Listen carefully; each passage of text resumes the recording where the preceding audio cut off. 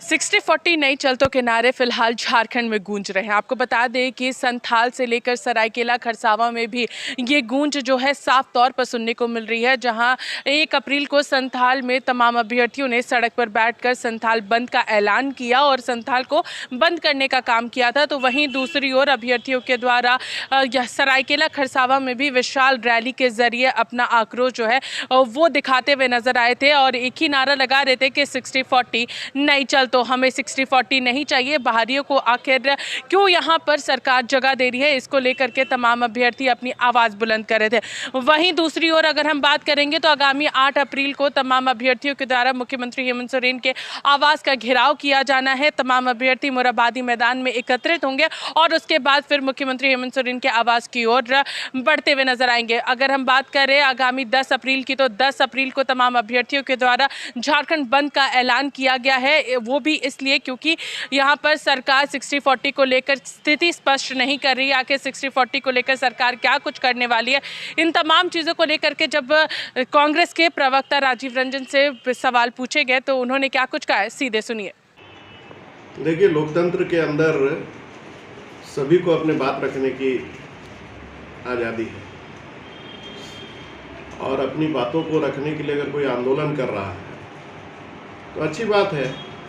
वो आंदोलन जिन मुद्दों को लेकर के कर रहे हैं, और भारतीय जनता पार्टी को इस बात पर समर्थन जो आज तक परोक्ष रूप से करते आए थे और जिन लोगों ने यहाँ के नौजवानों को लगातार जब से सत्ता में वो आए, इस राज्य के गठन के बाद से सबसे लंबे कालखंड तक जिन लोगों ने इस राज्य के सत्ता की कमान संभाली, वो तो कुछ कर नहीं पाए। तो अपनी नाकामियों को छुपाने के लिए इसी प्रकार से यहाँ के नौजवानों को अटकाने, भटकाने और लटकाने का काम इन लोगों ने किया। और मौजूदा समय में भी जब ये सरकार एक इरादे के साथ, पूरी संवेदनशीलता के साथ नियमों परिनियमों को बदलने के क्रम में लोगों को अवसर मिले, इस बात को लेकर के चिंतित है, वहीं भारतीय जनता पार्टी जो कल तक पर्दे के पीछे से इस अभियान में लगी हुई थी, आज स्वाभाविक रूप से सामने आ रही है। तो राज्य की जनता भी देख रही है कि कौन लोग वास्तव में नौजवानों की भलाई चाहते हैं और कौन लोग इस प्रकार की कारगुजारियों से यहाँ के नौजवानों को भ्रमित करके उनको गुमराह करने का प्रयास कर रहे हैं।